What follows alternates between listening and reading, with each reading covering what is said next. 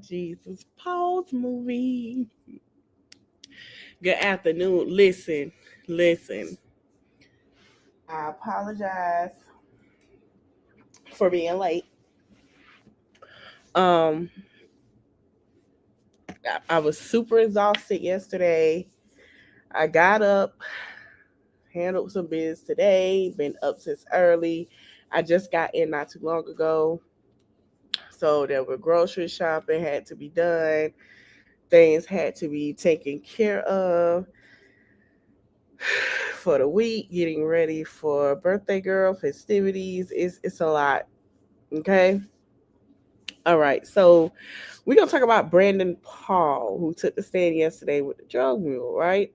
So Brandon, and we're gonna read some text messages that they have between Brandon and Jane Doe and some other people.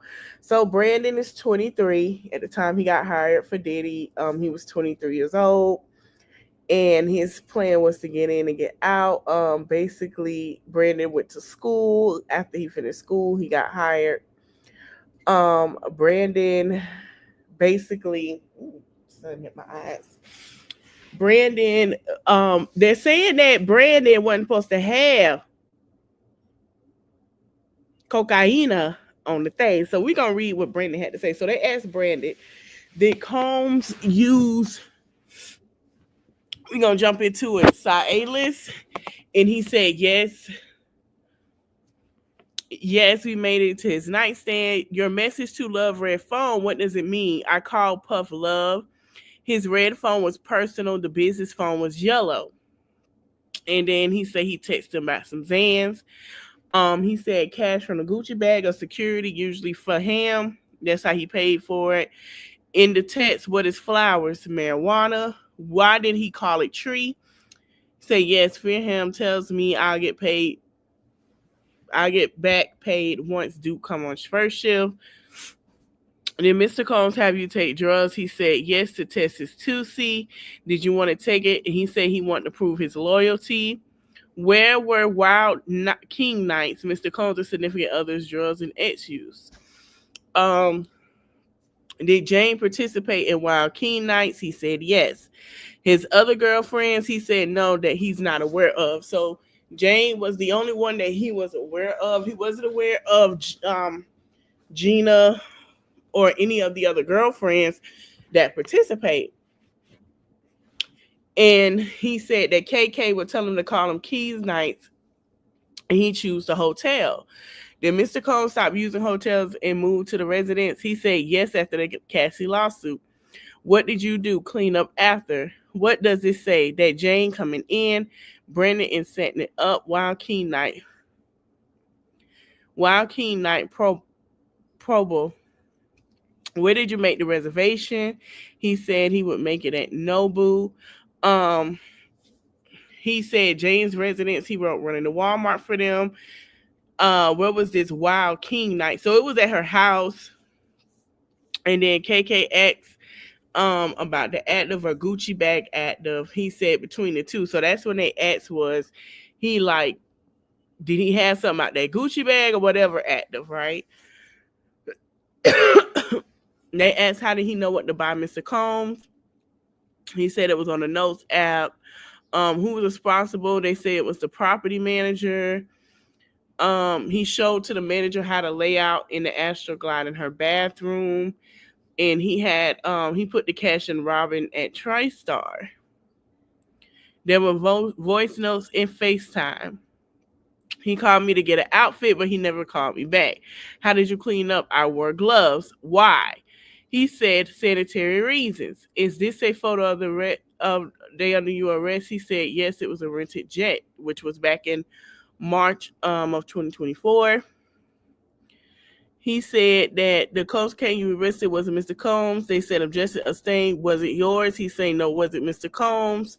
And he said that the cocaine that he did have was Diddy cocaine. And basically he never told him to bring it, but he decided to bring it anyway. He said he got arrested for a program drug. So he is at a division program with a drug treatment. And then that's what Steele talked to him. And he said,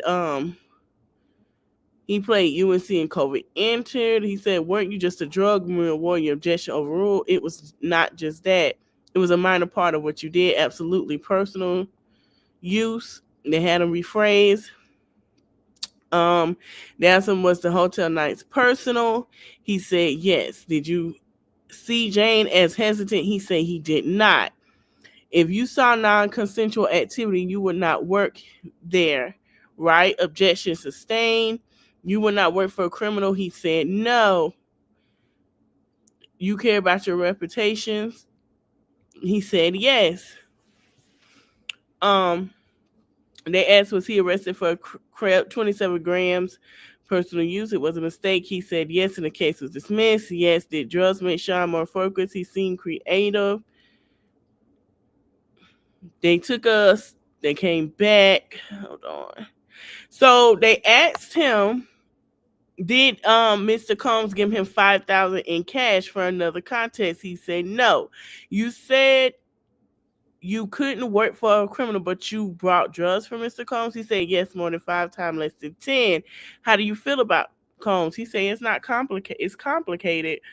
So basically, he's saying, listen, I don't like him. I caught a charge, but it is what it is. So they left the recross alone. They showed exhibits of KK. He said he can't take it no more. Album not done. You can't have a release for the studio. So this was between the defense team and prosecutors. They played the audio message, and you can hear Diddy say, have Jonathan do it. And then you can hear Coram replies to say John will go to the and we'll go to the hotel. We have a bit more than we request a break. So they were reading. Ventura say, you bashed my head in. Combs says, you crazy, stop talking, flipping on me for what? We're taking a break. Cassie said, I don't want to be beaten down for standing up or ever. Combs, I try to figure out how to get this nut out. Miss Ventura, all I wanted was to have a good time, and you took all your anger out on me per usual. You dragged me down the hall by my hair. This is not play fighting anymore. I was serious about Rita coming over. So that was around the hotel time, y'all. And then he texts Cassie again. So it says, Boros had to tackle you. Puff, that's not love, that's possession. I'm having bleeding cuts. And then he texts and said, I'm not going to let someone shit on me when I'm all shit on me when all I've done is be nice. You don't treat me like the king. You were acting like a bitch. He called her a bitch. So Cassie said, talk to your people and they'll tell you, or they won't, since all they do is suck you. I asked you to have my record come out after 1,000,000 years. So she basically said, I've been asking you for this. You never had it come out. Child. Okay. Let me go back up. We finna go get into Connie. I seen these text messages. I say, what the hell?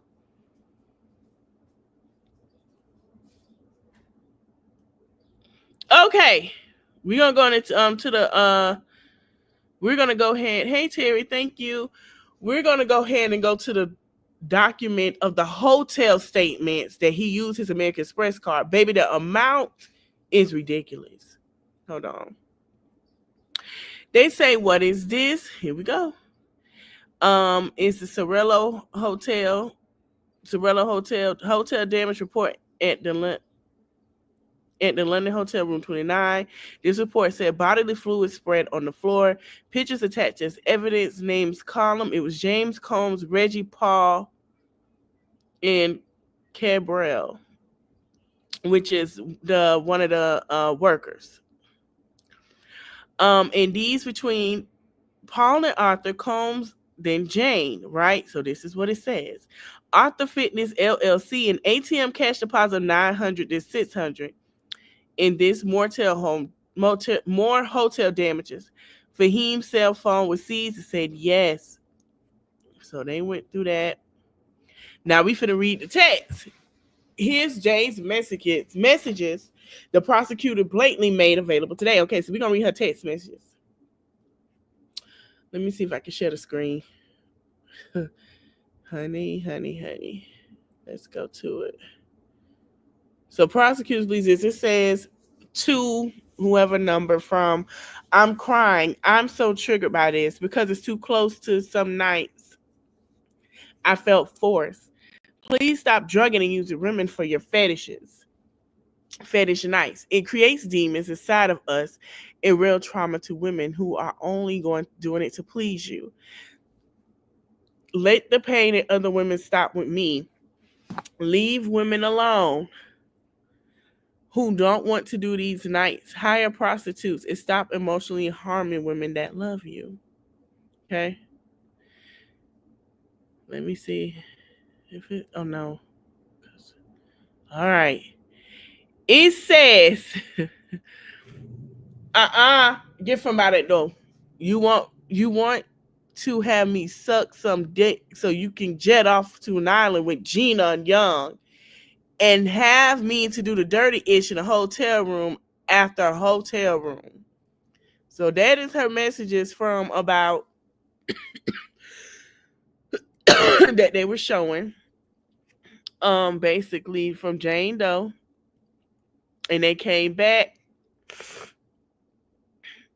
Did Perel send this to Fahim and said yes. And then here we go. They sent something else. This is an exhibit.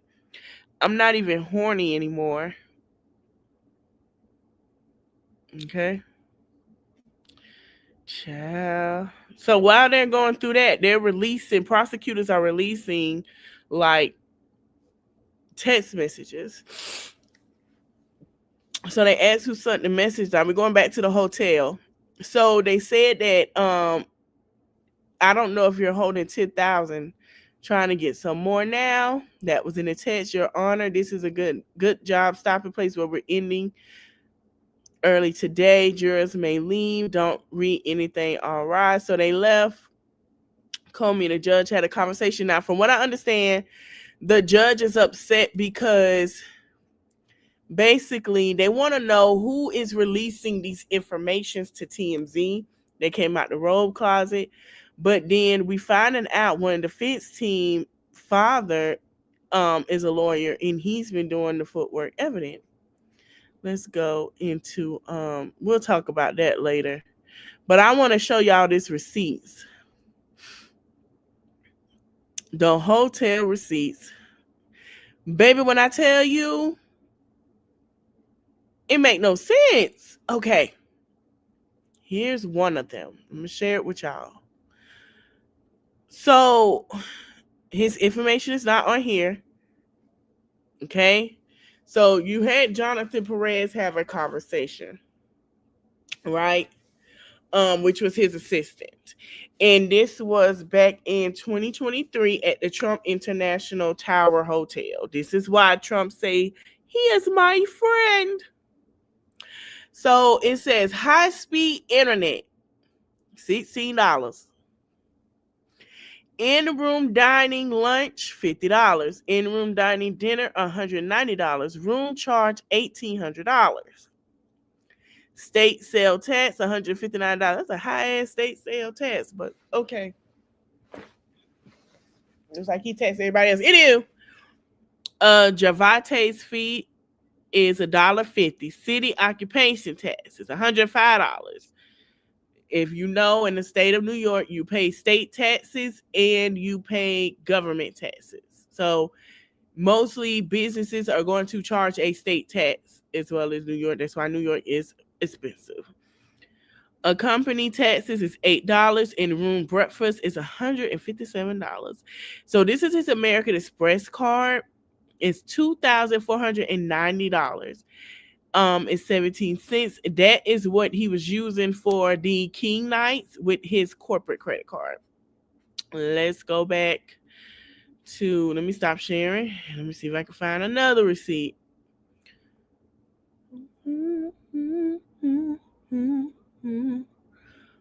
So, before we get into that, so he has 5 counts, which is 6. Hold on. Let me go back. Now, I don't think he will be charged with all 5 counts. They're trying with the racketeering, which is the big one, conspiracy of 6. But he have ex trafficking of Cassie, and this is what it looked like for them to find out if he's guilty or not. Let me scroll down. Okay.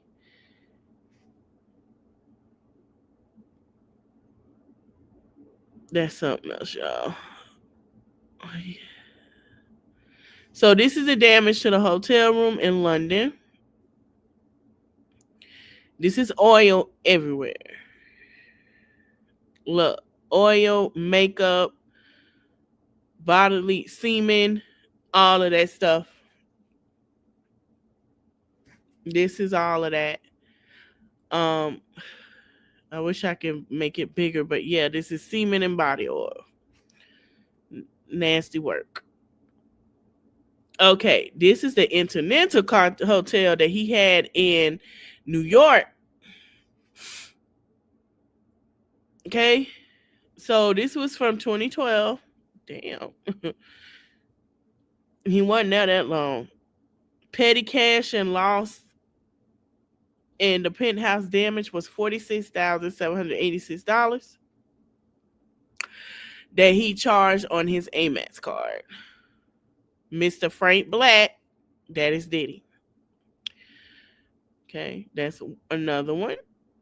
And then this one, which was $921. So that is the Mr. Frank Black. Now that's the same. Now mind you, if you look, hold on, let me go back up.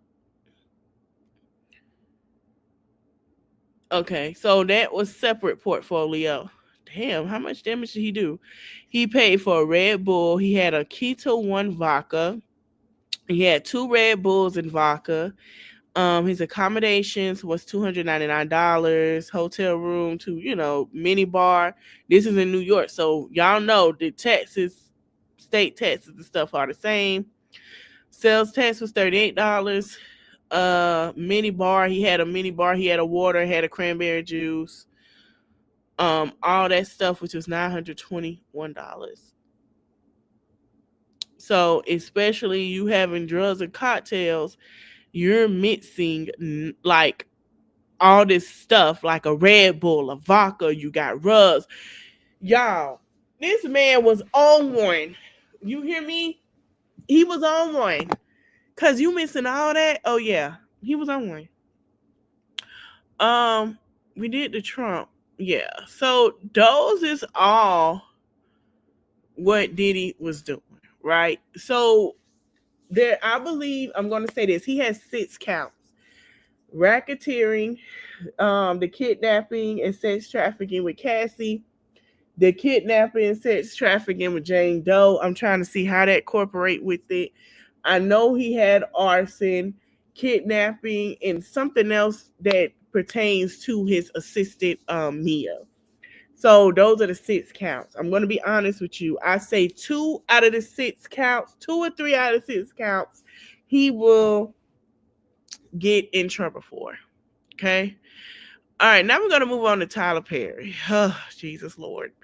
So Tyler Perry is being sued by someone who works on his thing. Now, if you guys have watched his show, give me one moment, y'all. Please give me one moment.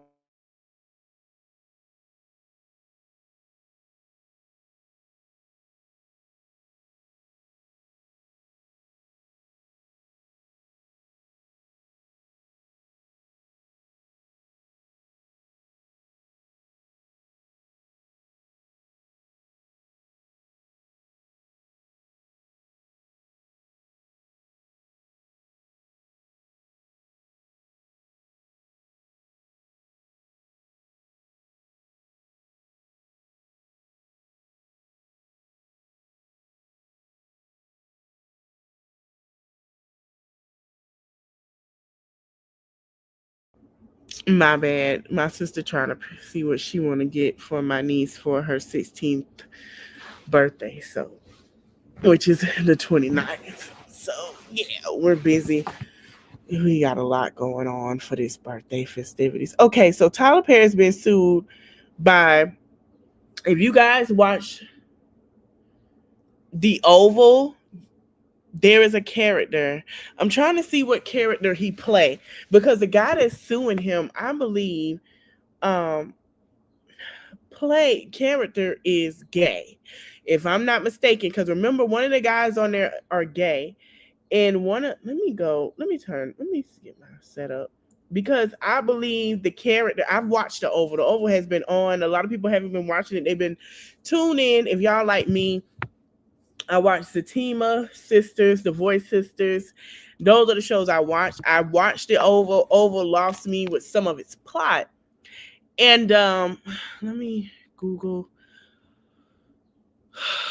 Okay, let me see because if I'm not mistaken, I'm going to explain to y'all where these text messages are coming from. So Derek Dixon is suing Tyler Perry, right?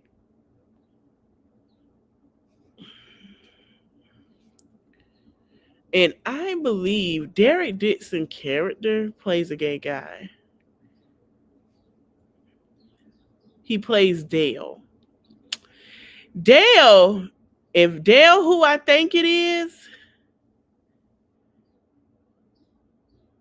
let me see, Dale character.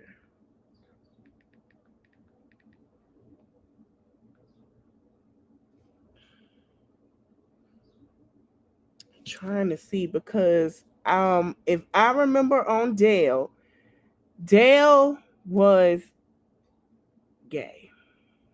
If not mistaken, because Dale is the friend. Hold on.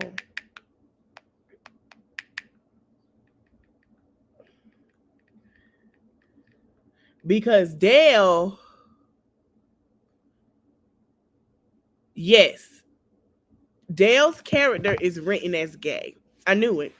And we're gonna go over them text messages. I'm gonna pull them up because when I read them, I said I know his character has to be gay, but he did post out a picture. We're gonna go into it. All these text messages, I want y'all to know, are gonna be all over the place.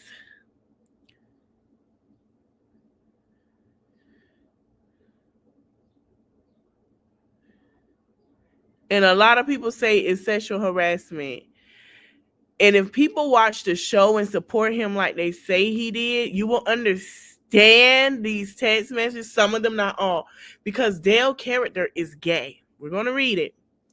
Say, nice picture. The water does look calm. Nice picture. Great, awesome, amazing. You don't see it. You don't see the stud in that. Nice picture. I can call you later tomorrow. You have a real soft, fresh voice to take on things. I don't see where this is going, but I laughed the entire time. I could see the world in the characters. My exclusivity ends in 30 days. I want to take Losing It Out or Amazon or Netflix. After the gauge, they're interested, but I also want to try and get you with the right people to help you make these shows work. They are not for my audience, but we need to find a home for this stuff. I don't want to miss another creek. You know that Eugene brought that to me first, but I didn't get to it. Didn't get it. A man gets here tomorrow, so he's got my full attention. I'll be trapped until the day after Christmas, so let's talk then. He said, wow, wow, wow. I was worried. And then they say, but I swear to you, I know how to fix this ish. I love killing a mother in a show that no one expects. So he likes putting people in shows that people wouldn't expect to be on them. You should be sipping Mai Tais County coconuts right now. Talk, see, nothing else is there. Think about the last episode, they're all shot at. We don't know who lives exactly. I'm scared. They should be too. Nope, they're not. Last I checked, we got all the same bullets in us. Right? And we just had a heaping dose of it, and now it's back to nothing. It's really weird. I didn't have any contact. What are you talking about? I haven't been touched in months. Oh, you mean touching? I thought you meant being around people. Jacob, I love that you only say that when I'm being stupid. I guess Jacob's the dumbass version of me. You know what I cooked, Derek? Spaghetti cake. I'm so drunk talking ish. What is it going to take for you to have Getless X? Have y'all found that yet in therapy? Yes, it is that same kind of car, Geo Metro. Get up my religious guilt, becoming a Buddhist. That's so cool. Where you came from. Unfortunately, Derek, I have friends who are in their 50s and 60s who are still dealing with that, and it's so sad. You can have freedom from religious guilt and still believe in Christ. Treat myself right. What are you doing? Derek, just talking to my sister. I roll fine. Good night. I go through the 600 people in my phone book and be annoyed that I want to talk to any of them. Trying to get off so I can go to sleep. I understand. And laugh out loud. Apparently, you're not the only one that's being drunk tonight. I just started. They didn't laugh out loud. So is your no, is that strong? You gotta have a strong no. Yes, it's strong. My mom literally thinks I'm gonna sell my soul to Illuminati. She heard Kanye say that it's real. What I don't think about that, think that, but I do think that you have to be able to say no and mean it and make it clear. I only say yes if it gets me an Oscar. Just joking, just joking. I hear you. Well, the only one could have gotten that is for you through sex is prison. So just stick to the no. Unless you are really into him. Nobody read further these text messages. I would hope that you would let someone hold you and make love to you. You are missing the best years of your life, my friend. Trust me, I hope you get past that block in your mind. Well, it's not this person, but yes, I want to. I'm working on it. Therapy is helping. Listen to me. If you let the cast know that you and I have a new friendship, then we'll open yourself up to a lot of questions and foolishness. You want them to know that you are there because of your talent and not because we have a friendship or because Tony got to give you a job. You earned your spot like everyone else. Don't give people opportunity to play small or they will. To play you small or they will. I can't teach you everything. Unfortunately, there's some things you have to learn for yourself. After reading him saying that Illuminati, I believe that I know where these text messages went of harassment and why they released and who set him up to do a lawsuit. Y'all don't want to understand it, but I believe his mama told him because she doesn't want him in the business anymore. And he decided to please his mother. I have to learn for yourself because when we go back to work, I'm not going to know you. I don't have any friends that work for me, my friend. Professionalism is key. You're totally right. I hope you got it, my friend. This makes total sense. Just watch the behavior of everyone around me on set. Yeah, I will. Don't want to give anyone an opportunity because work is work. In your mind soon, I don't see the rest of it. Well, it's not this person. But yes, I want to. I'm working on it. Therapy is helping. Not that person. Just saying, I feel sorry for the person that you choose. I won't even take an aspirin from someone anymore. Ha ha ha. I would cry if it wasn't so funny. Why? I know I need to smell the roses more. You are the rose because you're so blocked that you refuse to be smelled or open. This is sweet. I'm working on it. Therapy. I'm really scared that I'm going to waste my life worrying. Been there. Stop somewhere in my late 30s, early 40s. How to make money? Them subscriptions. They make money from advertising. Lots of money. I love how I feel right now, but I don't like being testosterone. Oh yeah, from the doctor, but it makes you feel so basically Tyler Perry takes testosterone. For what? Who knows? I feel so good, but I don't like. I'm sorry for the first person that flirts with me. Uh, Tired called me. Hey, I think the hangover hit me harder than I thought. Can we talk later? Yes, it's quick, but okay. I really need to talk to you, my friend. Please call as you soon as you can. Trying to do rooms on the boat. And I invite Bill. Would you be okay sharing a room with him or not? Hey, I appreciate it. But I think I need more time. We'll go back. These text messages are all over the place. Now, this is where I believe Tyler called him fat. I think he called him fat, y'all. I really believe he did. I'm finna tell you why. Why did that photo make me jealous? You two together, haha, I don't know. It's just Brad. Laugh out loud. He just wanted to go for a quick walk to get his steps in, and now I'm walking to Chipotle by myself. Thick Derek, get that Chipotle. He just called him fat. Everybody told us that's he just called this man fat. Now, Tyler Perry, if you watch the Brene situation, we know where you got the thick Chipotle from because we call Brene fat from Chipotle. He called that man fat. I don't give a damn. He called him fat. He didn't think Derek, meaning he fat. He's fat. He fat from that Chipotle bowl. I'm telling y'all, Chipotle make you fat. I'm telling you, he called that man fat. Did you find a place? I'm good. Particularly won't see them. Probably won't see me. I'll be filming. He's put the sad face. Sorry, I have 9 jobs. I did find a place, Santa Monica. He told him that Santa Monica was nice, and that is where we left off. Now, people are saying,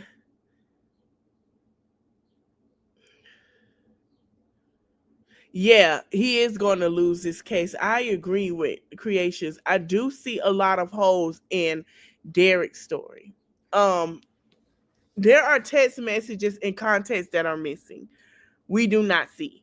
And you can tell the text messages are all over the place. And I feel that way. But Derek's character is gay. He is. Derek's character is gay. Okay.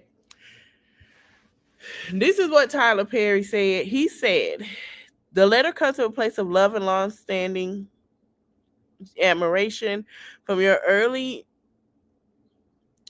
years plays to dominate Hollywood with your own studio. You've shown us what's possible. So this is what Baller Alert supported Tyler Perry. It's time to embrace your truth. We've watched you write direct. You're not just an entertainer, you're inspiration. So basically, a lot of people felt like if you watch Tyler Perry documentary on his life, Maxine had a baby. We saw a lot of that, right?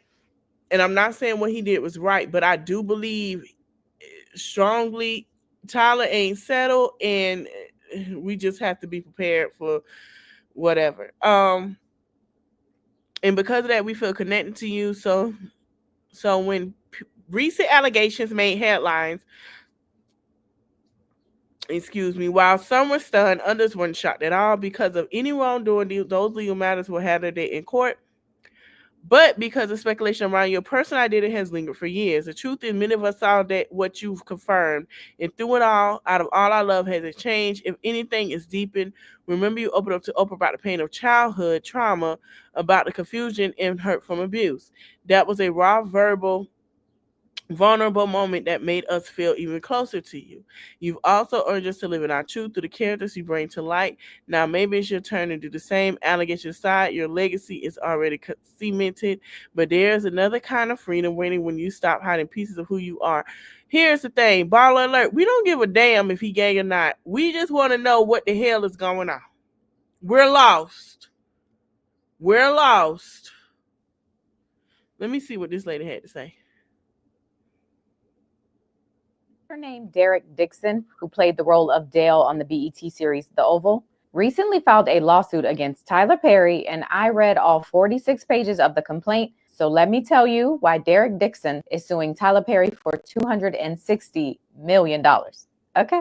And it really comes down to what the lawsuit says was Tyler Perry promising Derek creative opportunities, such as getting a role in a show or him promising to make a show Derek created, but it would require Derek having to deal with the harassment, assault, battery, and professional.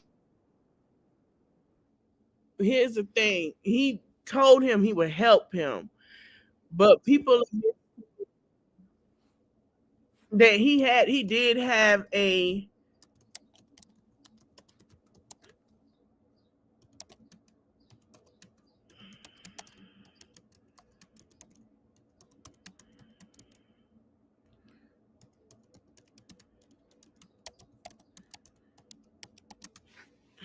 So she basically, and if they read the text messages, Tyler had told him what not to do.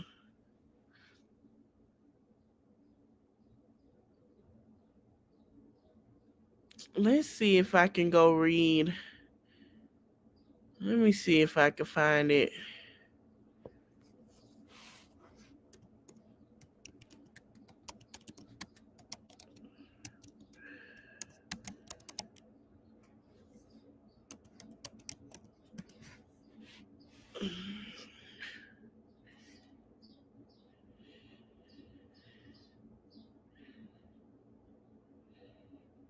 And a lot of people feel like he's done horrible things to Monique, but can we be clear?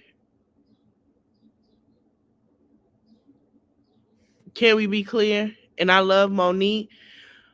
Monique husband make her business deals. If nobody noticed that, and they feel like he's hard to work. They want to work with her. They don't want to work with her husband.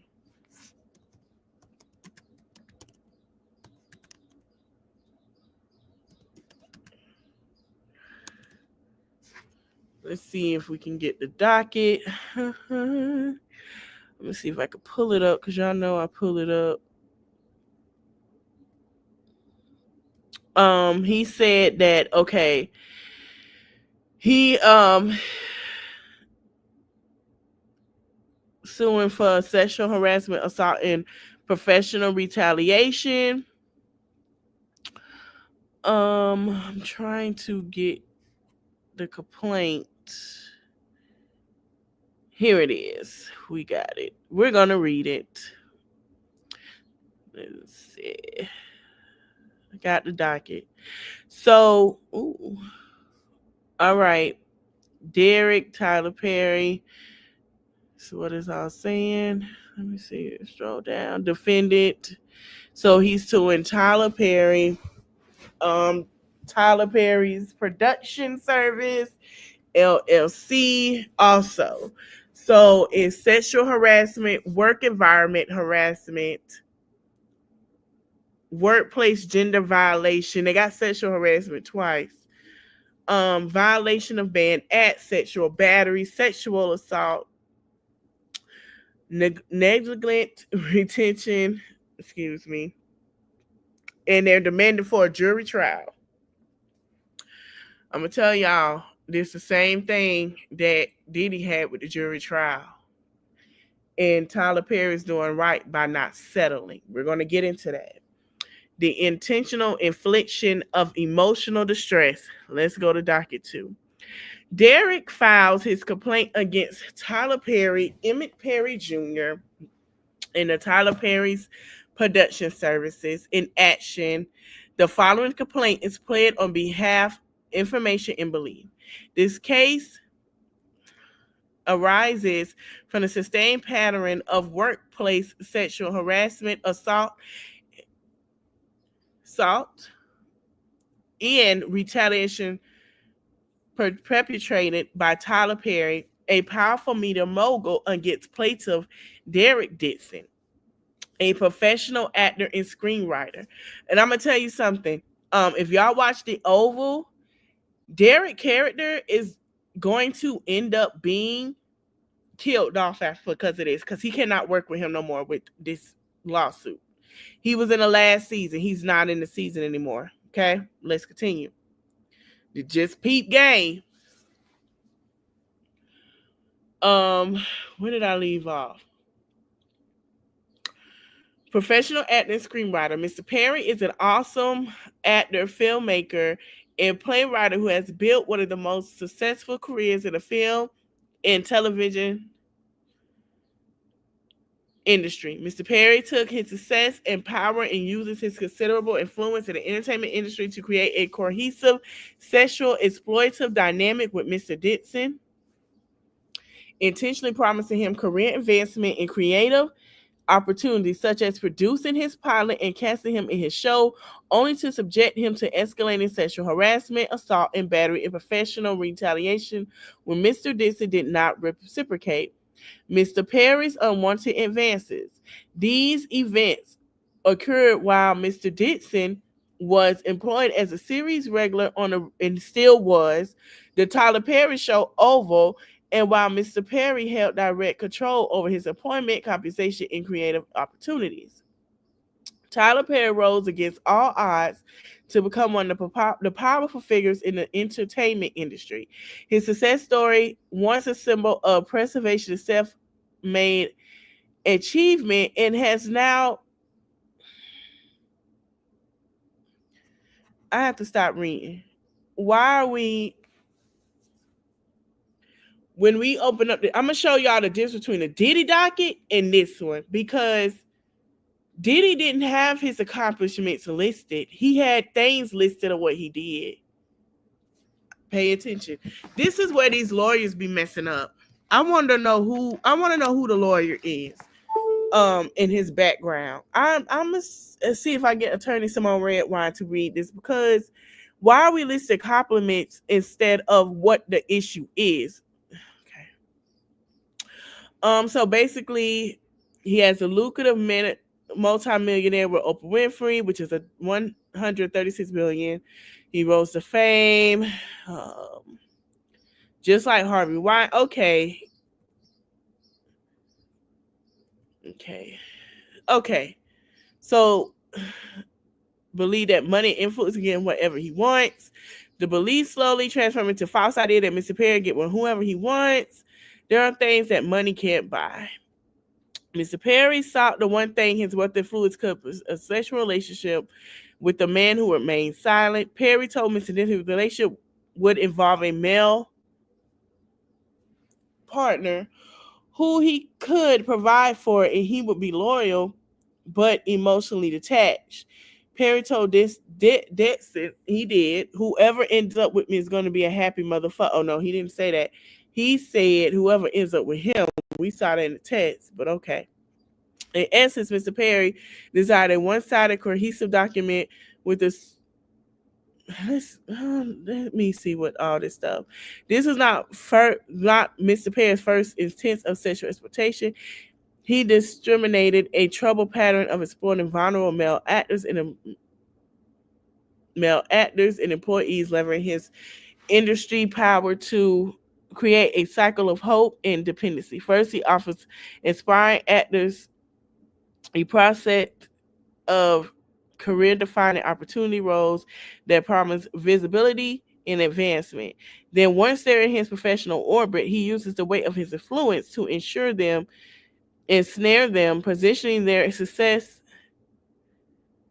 as contingent on meeting his demands in quad. Okay, let's keep going, because now they're saying they're trying to indulge in fantasies. Okay. Now, we read these text messages, right?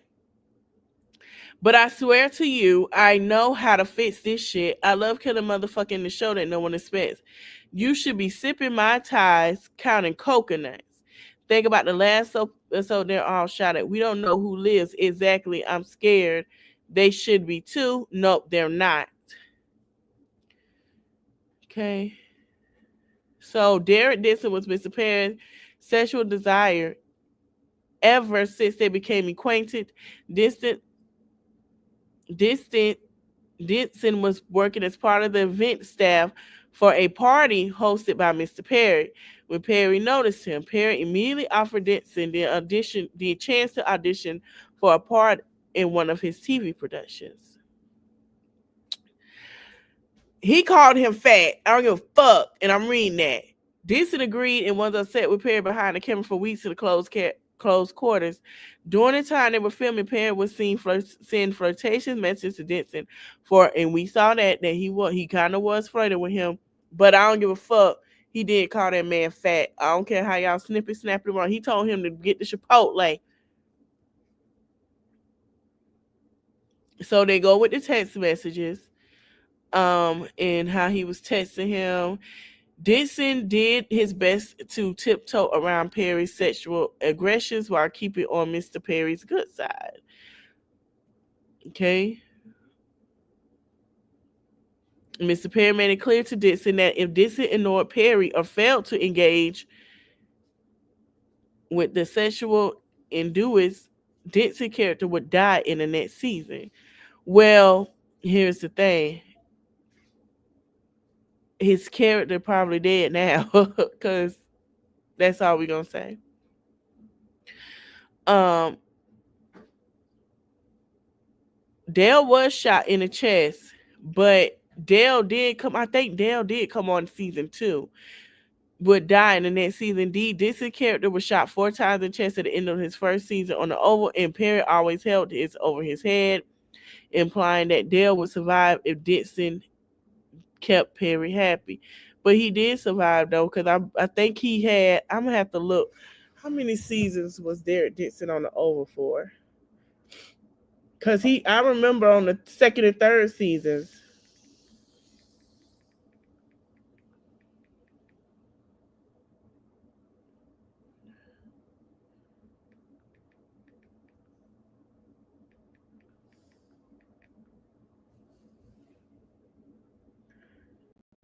He was in 5 seasons 1, 2, 3, and 4. Mm-hmm.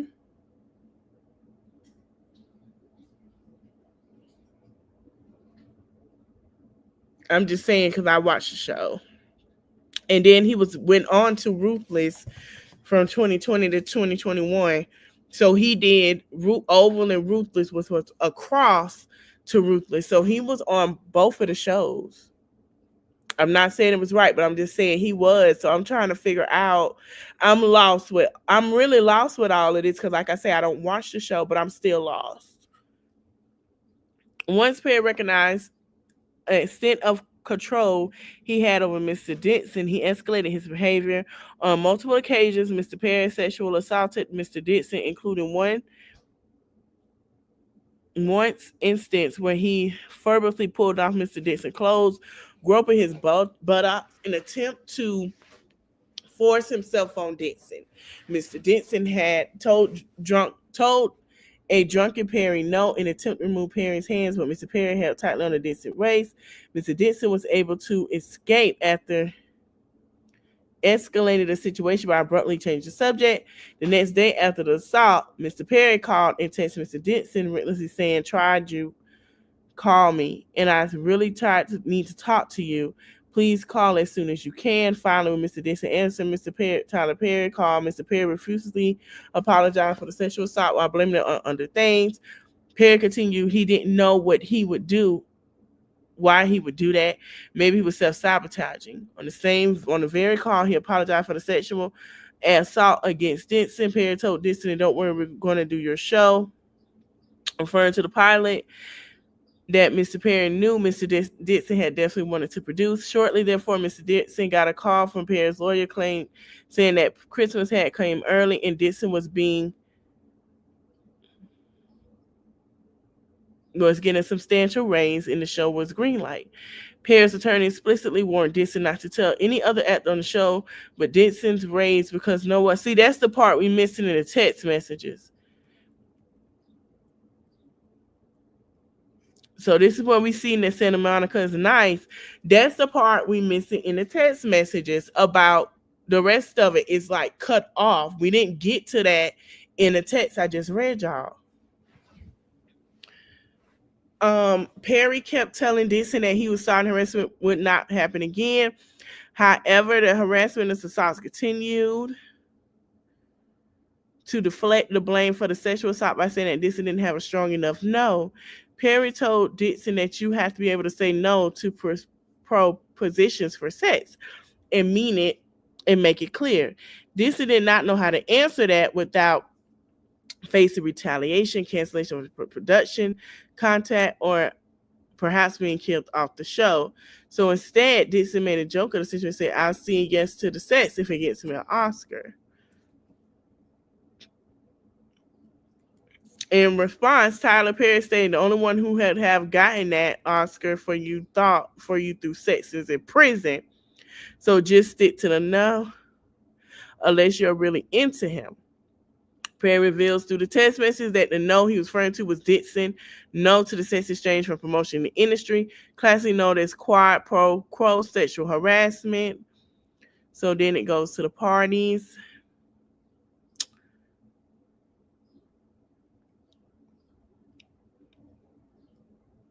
And where it'll be. I'm trying to think. Excuse me, y'all. So the court, don't tell me this in LA, y'all. All defendants, because avail themselves of resident state. Okay. Oh, they are in LA. Huh. I thought they was in Atlanta. Okay, we got some more. We're gonna read. We're gonna skip it down. Dixon told Perry that was interested in acting and writing. Perry told Dixon to do an audition on the phone and send it to Perry. Dixon told Perry he was at a Halloween party. Perry asked to see if pictures of Dixon in costume, and Dixon complied. When Perry saw the pictures, he texted Dixon, "I was going to say your cowboy needs a sugar daddy." Perry continued with, "You look great. You're just lacking costume parts. Sorry, don't want to offend." Dixon responded, "Not at all. It's so true. Half-ass costume." To which Perry replied, "Was true. Cowboys need a sugar daddy," implying that Perry would want to be Dixon's sugar daddy. Dixon quickly shut down these comments by reiterating what he said earlier, that the truth was that he was lacking custom parts. Shortly therefore, Dixon boss at the legendary events called Dixon and told him that Tyler Perry was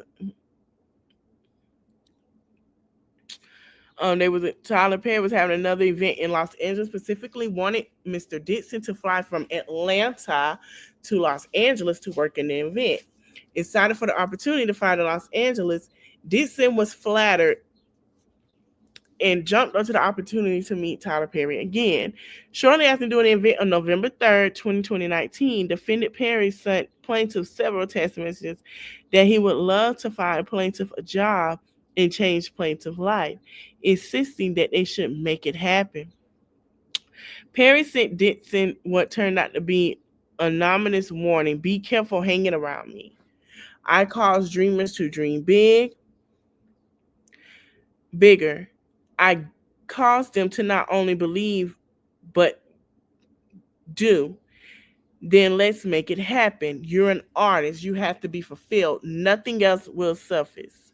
The next day, defendant Perry sent an email which contained an offer for the plaintiff to play the role of Dale in Perry's television series Ruthless, which Dale went on to go into Oval because it crossed. Perry said it was a small role that could get a lot bigger, therefore setting up the first stage in a series of escalating quad pro quo offers. At this point, Dixon didn't know that Perry was interested in men or what he was looking for a sexual relationship. Dixon assumed that Tyler Perry was genuinely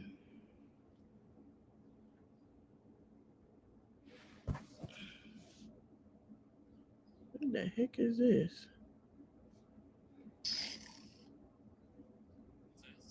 For the last time, please stop downplaying my employment. Girl, I still can't. I don't know what the fuck that was. TikTok sent it in. Anyway. A Cameron person who discovered the talent that Dixon always felt he had. Dixon filmed his role in Ruthless in mid-November and went back to his job as an event staff for the legendary events. Approximately 1 month later, Perry brought and gave Dixon a new car because he hated Dixon's Jeep. Dixon was surprised and elated.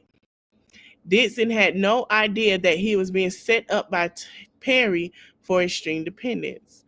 On December 2019, Dixon was requested to be part of the event staff at another event at Perry's home in Jackson Hole, Wyoming.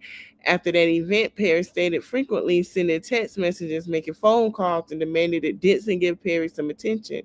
On New Year's Eve 2019, Tyler Perry texts Dixon, "I can't tell you the last time I pumped gas, I went to the supermarket or fly commercial or packed bag or had good X. It was before I was rich.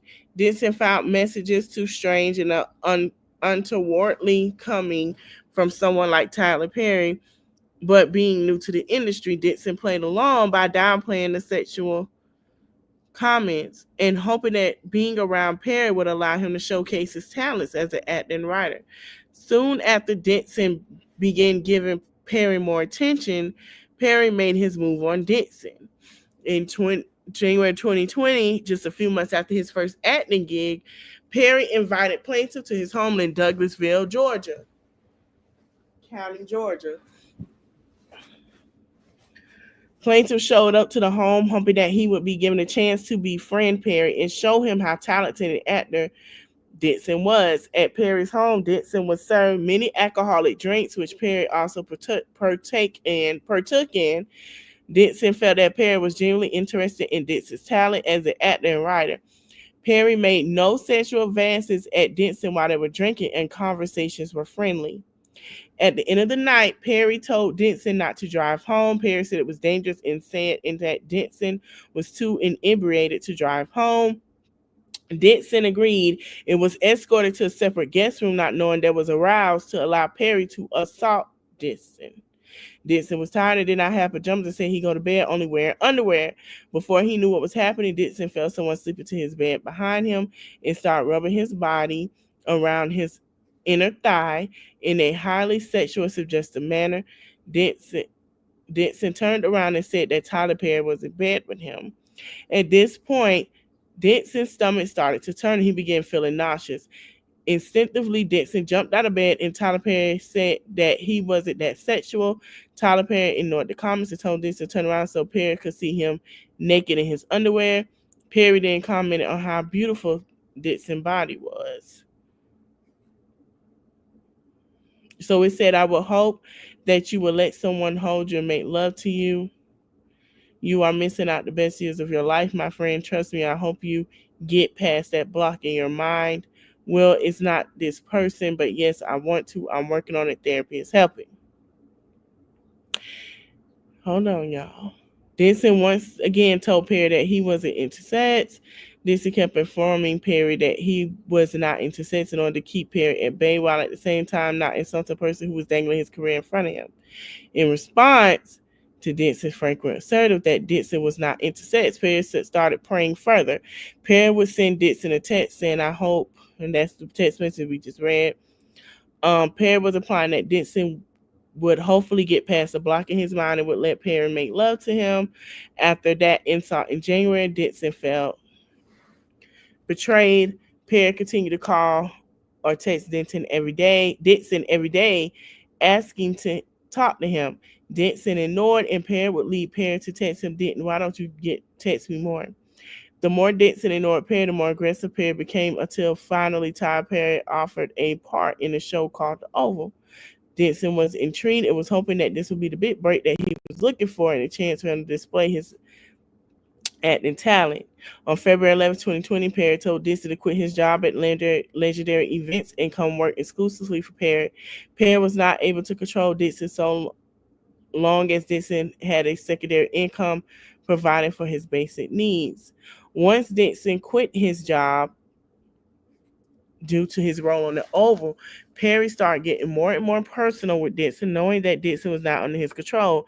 Perry would often say things like, I give and give and give, and no one ever does anything for me in return. No one ever gives me what I want and need, implying that Denson was not giving him sex. Perry started asking Denson about Denson's sexual preferences and what role Denson took on when engaged in sexual acts, whether he was on top or bottom, which in sexual terms mean whether Denson preferred to give or receive. Perry further indicated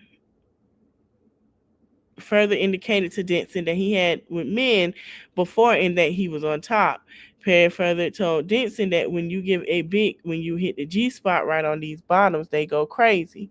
Perry further told plaintiffs that he wanted a man who was in a relationship with another individual, but with whom he could be more emotionally involved and engage in sexual acts with, like a friends with benefits relationship. Because Perry did not have time to deal with emotional aspects of relationship and only the physical. Despite the comments, Dixon knew that a full-throated refusal would land him in the doghouse and might his role cut his role in the Oval. So he received his script for the role in the Oval March of 2020. Dixon's character was a gay, homeless, and desperate store clerk who had to sleep with one of the other characters for a place to stay. More importantly, at the end of the season, his character would be shot 4 times in the chest. Dixon felt this was a way for Perry to test Dixon for a year and see if he could be loyal to Perry. When Dixon asked Perry about the shooting, Perry indicated that he did a good job. Dixon would be back, and that a shooting didn't necessarily mean that Dixon character was out of the script for further reasons. Oh, Dixon character was out of the script for future reasons. Perry commented that Dixon character was only shot in the chest and not in the head. Dixon immediately understood that his job security depended on his relationship with Mr. Perry. From this point on, Dixon worked with the constant fear of losing his job if he did not engage. Shortly after giving Dixon this news, and after telling Dixon that the future seasons was dependent on Dixon doing the job, Tyler Perry invited Dixon to his home in Atlanta. Plaintiff asked questions and tried to wiggle his way out of the invitation because he remembered what happened the last time the two were alone. Hopefully, Plaintiff knew that his job security and income and livelihood depended on attendance. Plaintiff had seen other employees of Perry's who had experienced sudden deaths on the show when they fell on Perry's bad side. In fact, Perry had made it clear to Dixon that he would often kill characters in order to get the actor to be loyal or obedient.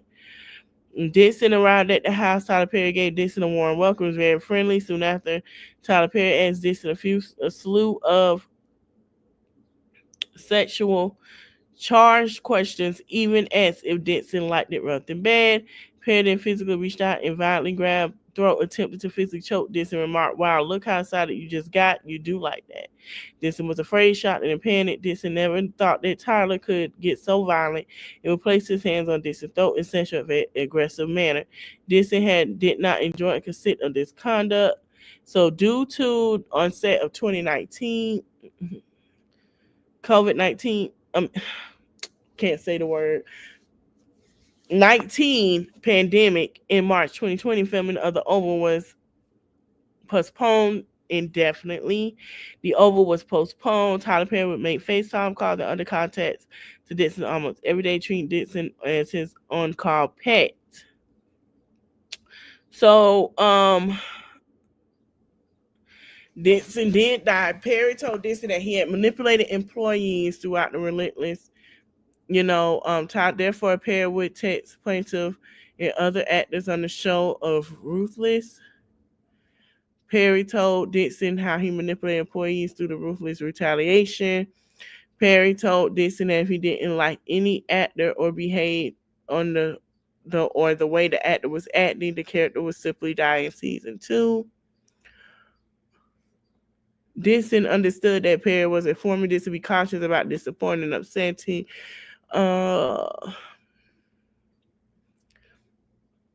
So he said around April of 2020, he was leaving the studio's home on set.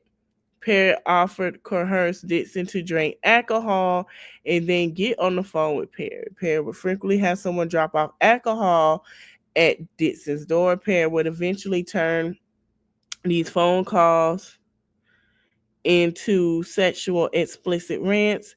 Perry would get frustrated with Dixon and tell Dixon that he was not giving Perry what he needs. Dixon refusal to succumb to Perry's sexual advances caused Perry to be more frustrated. So they showed the text messages. Oh, wait. Go back up. So then we saw about how to fix it. They are stupid to think so stupid. I'm going to have a come to Jesus moment with them. I'm going to shoot them all, get shot. That'll do it. They'll be like, wait, I may need to shoot the shootout later, like Tuesday, or maybe, okay, that Beyonce song on loudspeaker for everyone. I was about to text you this. So he was going to play irreplaceable, to piss him off. Okay, so this is a message that said like that Dixon like to be choked. Dixon following being choked by a castmate on the scene on the Oval. Why do you twist your hips when you walk? How can I get a day of Dixon? When will you be thick again? One moment, y'all.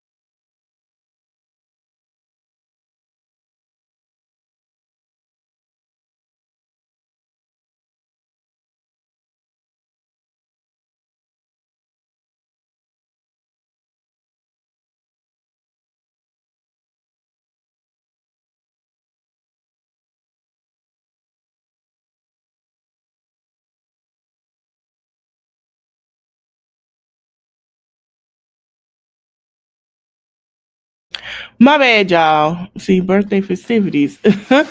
When will you be thick again? I love how you feel right now, but I don't feel like being horny.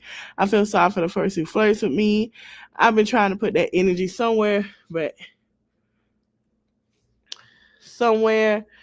everything is sexual and the stuff. The snake across the table made me think of photo Nicki Minaj from the video of the song Anaconda, when she references intercourse with male genitals is symbolized by a snake. I would gladly choke you right now.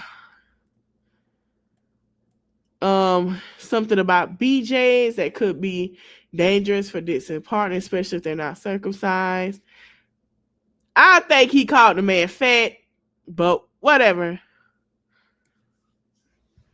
Okay, so now we got more about the text message. Ha ha, can you tell from the photo? No, I can't, only from your jeans. Ha ha, that's how I measure too. If I'm not filling them out, I'm not working hard enough, right?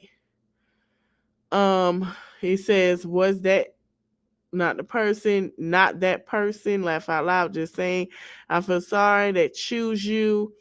What I meant to say is that you're so beautiful when you're finally able to unlock your mind, you're going to make that person crazy. It could be sexual, but my thing is, I'm going to put it to you like this. If you're uncomfortable, you should have said no and took on another opportunity. That's where I'm getting from it. Like, I'm sorry, ain't no way.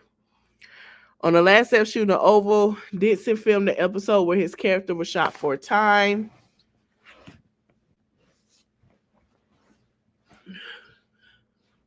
Shooting for Oval, Dixon filmed the episode, okay, indicating a see me enter his role on the show.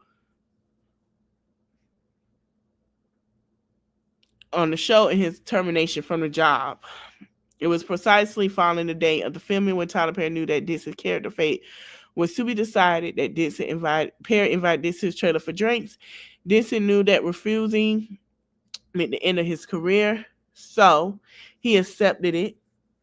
There on the very same day, Perry dialed on the harassment to a new level. Perry asked Derek point blank, "Are you attracted to me?" and demanded that Dixon answer. Plaintiff reiterated the same way he did after the first assault by skirting the question. Dixon told Perry that Dixon wasn't sexual looking for anything. Perry insisted, probing did not stop. Perry continued to talk about how good looking, sexy Dixon was, and that plaintiff was wasting his looks by not being free and having sex. Okay. So he said he called his friend, and his friend told him everything that happened and was unaware of any human resource representative to whom he could report the assault. Plaintiff had no one to turn to and nowhere to go to save him from Perry's aggressive sexual harassment exploitation. The next day, Perry acted like nothing happened, and this time he did not offer Mr. Dixon an apology.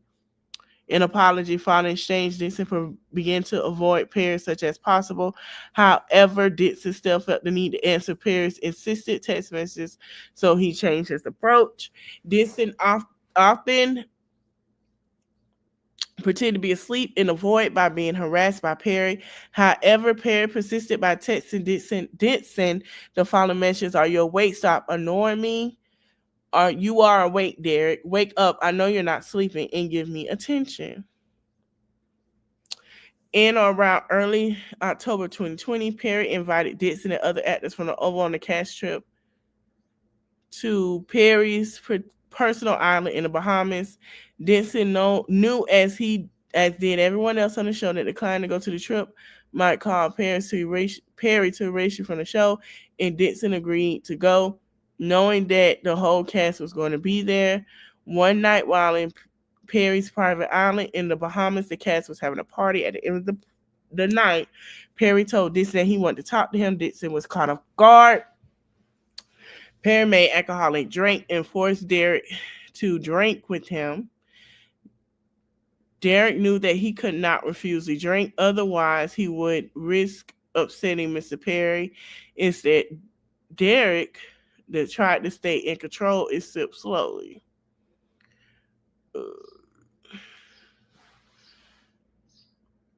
Tyler Perry did not control himself. He drank until it was clear that alcohol had made him bold and sexually aggressive. Perry told Dixon that he wanted a relationship with someone who could be emotionally and sexually available to him, but would also be permissive of Perry having his own relationship with someone else. Perry said that he could see himself having that type of relationship with Derek. Perry insisted that Derek needed to be with someone rich because Derek liked nice things. Perry told Derek that he was watching all the cats that they laid out on the sun with tanning oil. Perry continued raving about how seeing Derek greased up like that was driving him crazy. Tyler Perry, hold on. I keep seeing where I would have burnt the whole island down if one of the actors and one else from the group touched Derek that night. At one point, he once aggressively seized Derek and groped his buttocks. Derek once again did not reciprocate and froze up. Perry got the message and told Derek to go to bed. Derek was terrified and could barely sleep. For that moment on, Perry became extremely frustrated and possessive. Perry wanted desperately for Derek to be attracted to him, but Derek was not. In exchange, Perry sent photos of himself, so this is where it was right here. So this one he said, "You don't see a stud in that nice picture, rude. Laugh out loud. Yes, that's a stud, asshole." On October 2018, 2020, following Derek returned from the Bahamas, Perry told Derek that he was jealous that Derek was giving too much attention to other men.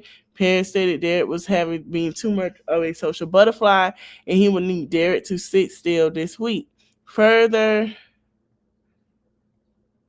attempting to exercise his influence over Derek with other men, Perry continued to win his position as Derek demanded sexual attention in exchange for his continued employment. The text message was followed by the others to like Derek. Don't ignore me. Okay, we saw those text messages. We saw those. What's your risk? I'm glad Derek is back is with us. Breakout is ass and thighs. You home. I don't want you with your friends drinking. You are the rose. When you're finally able to unlock your mind, have intimate with someone this there, get that Chipotle. We read that. I can't wait to get a phone call from you when you tell me you let go. We saw that. Everyone wants to FJ. Okay. What are you hanging out with that girlfriend of yours? She wants you to. Everyone wants to F Jacob, referring to Dix's character in the pilot of Losing It. After several weeks of unreciprocated sexual induced demand for attention, Perry lashed out at Derek on set and asked if he needed to punch Derek in the stomach. For Derek to act that way, Perry is sensitive in the scene. The exchange was highly intense, and Perry's reaction stunned several cast members. Actors on set consoled Derek for abrasive reaction and confused as to why Perry overreacted in a manner, but Derek knew that Perry was lashing out due to his frustration and lack of attention Derek was giving. On or around June 4th, 2021, Perry invited Derek to his house to spend some time together and discuss the pilot of Losing It. It was a big show he would be free from under clutches of Perry. During this visit, Perry made several alcohol beverages for him and demanded to know why Dixon was not having us with anyone. Perry probed further about Derek's sex life, insisting that the two were becoming increasingly drunk and it was time to end the night. Perry then led Derek to a guest house where a bedroom was. Derek would be staying there that night. Inside the guest bedroom, Perry mentioned to Derek to come see a weight monitor that he had. Perry told Derek that for the monitor to work, Derek would need to step onto the monitor wearing only his underwear and push Derek to try it out. Derek tried to avoid an uncomfortable situation, but decided it was better to comply and hurry to bed, and then went for an alternative at that point. After weighing himself, Derek would walk toward the guest bedroom, followed by Perry, who then asked Derek for a good night hug. Rather than arguing, Derek replied, at which point that Perry reached out and yanked Derek's underwear down from behind. Perry began to vigorously grab, grope, and play with Derek, but in a sexual manner. Derek was naked and stunned and seized by tremendous fear. Derek started to tell Perry that he did not want his underwear down, that Derek didn't want to be naked, and that Derek didn't want this. Derek quickly pulled his underwear back up. Soon as he did, Perry grabbed Derek's reaching arm and tight grip and fast.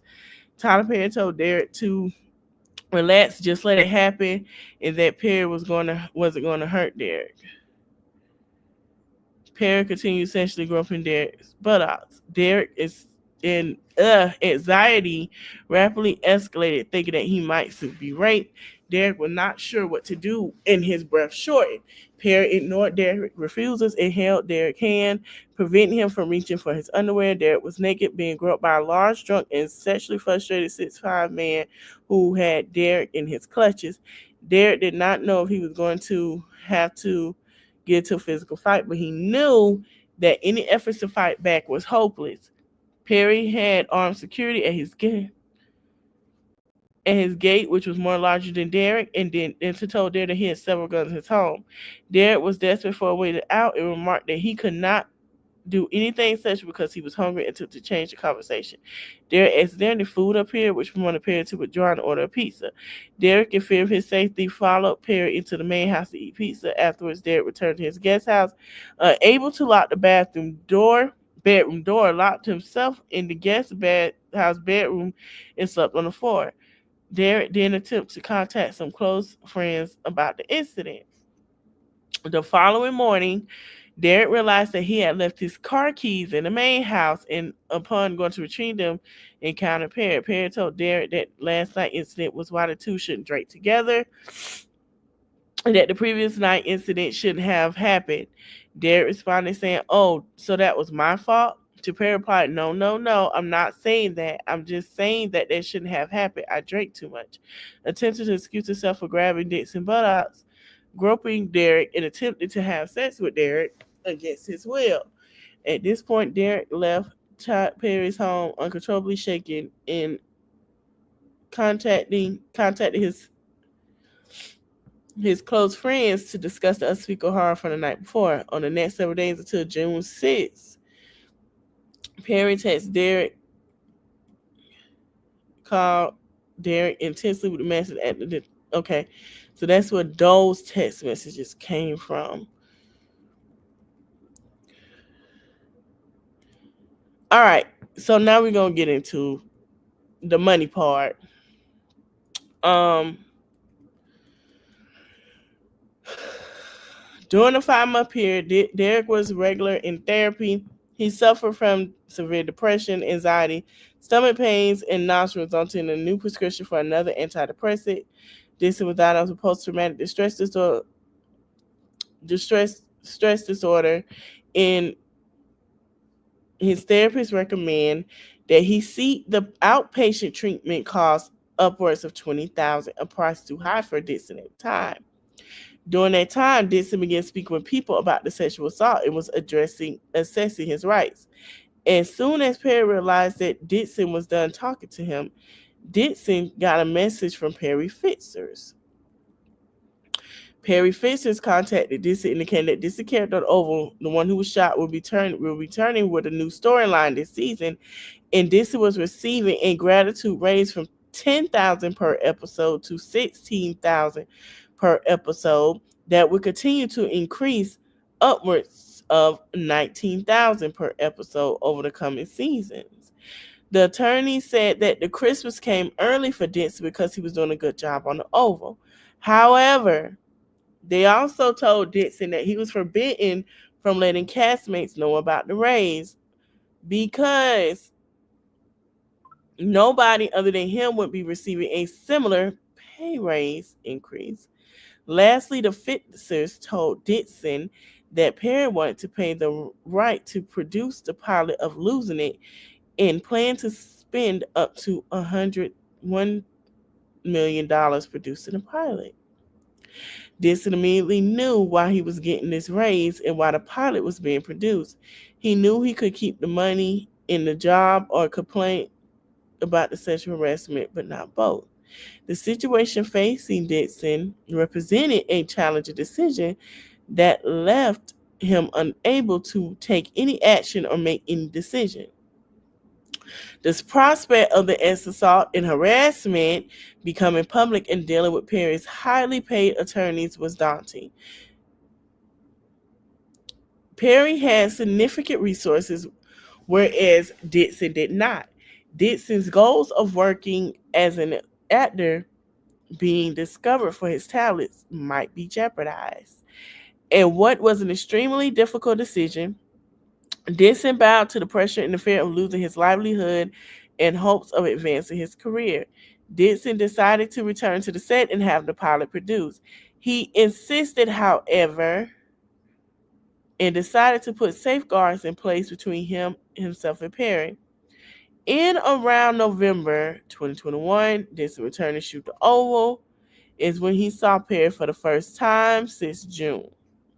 He suffered a panic attack in the trailer, promoting another actor to calm Dixon down. Seeing that Dixon was still upset, knowing that he had upped the ante to ensure Dixon's silence, Perry began periodically texting plaintiff regarding production of the pilot of Losing It to strain Dixon along. Soon after, Dixon received a call from a member of Perry's production telling him that they were considering shooting the pilot in the fall of 21. Dixon was desperate for this good news and give the uncertainty surrounding his finances, concerned about the future. On and around March 2022, Dixon signed a temporary purchase agreement of the pilot, giving the rights for the series of the defendant. TPS. Dixon was unaware of TPS presented television contracts with the Viacom CBS. We all knew, and we all know that he has a contract with CBS, Viacom, because if y'all paid attention, who owns BET? Okay. And Paramount, where all his shows were on. So Okay, we knew that. Will prevent the sale of Dixon's show to any media outlets or streaming service for the next 2 years. On and around March 2020, 2022, shortly after seeing each other on the set of the Oval, Dixon and Perry began shooting the pilot. Perry called Dixon the shoot, following the shoot, telling him that the show could net 2 to 3 million per episode and run for 2 seasons. Perry purchased the right to losing it from Dixon, but did not try to sell it to any network. In fact, Perry was under contract with Viacom, presenting him. We knew that from selling Dixon's show for an additional 2 years following the purchase. In other words, Perry spent money shooting a pilot for a show and then purchasing the rights to it, knowing that Perry could not sell the show for 2 years. Clearly, this was done for the ultra motive of silencing Dixon. As it turned out, Perry had no intentions of ever producing losing it. Perry never made any effort to sell or shop it. Perry was only using the show as a quid pro quo to Dixon, holding its production over Dixon's head like the sword of Damocles. Wow. On or around April 9th, 2022, to his surprise, Plaintiff received the script for another season of The Oval, in which Plaintiff, character originally written as a grocery store clerk, would play a male prostitute being pursued by a pimp. The character's story and scenes in story share eerie similarities to Perry's pursuit of Dixon. While it was not surprising that one of Perry's characters would end up this way, the timing of the change was very clear. I'm going to get to. He said he was moving to Santa Monica in 2023. Even I moved into California. The quad pro harassment and attempts to cover up the sexual assault by promising the show continued. Perry would call Dixon and feel obligated. So when did he ever stop working? Around October 2023, Tyler Perry finally contacted Dixon, indicating that he was going to be finished with his Paramount Global contract in January 2024. So he was saying so in December, Christian Keys, another actor who worked for Tyler Perry prior to this appointment, posted a video on social media platforms detailing his abusive experience with an anonymous Black Hollywood billionaire, which Dixon pieced together and believes to be Tyler Perry. So they put in here Atlanta Black Star. Dixon heard Mr. Keys' account and said that Perry had been engaged in the same sexual conduct as other actors. Just like the interactions describes Keys, Perry would get drunk, climb into Dixon's bed. Okay, we know all about that. And around March 24, Tyler Perry indicated to Dixon that the individual who was meant to pitch the pilot became depressed and could no longer pitch the show. And there was another excuse for that. That Perry never liked the show and never intended to sell it. I want to know, when did he leave?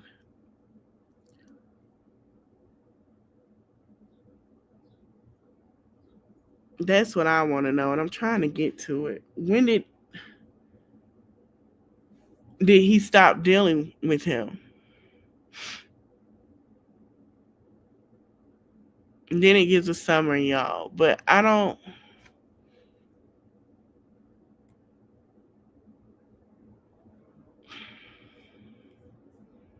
So it seems like they will be taking this to trial in LA. I'm not sure, or they haven't yet.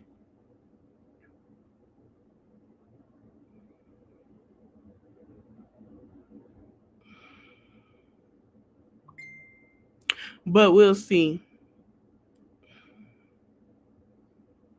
Jonathan J. Delshade.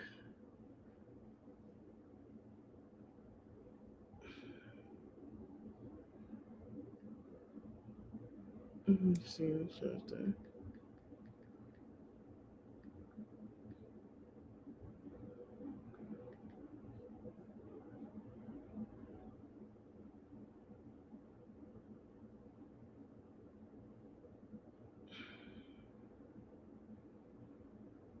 So he is an employment lawyer in LA.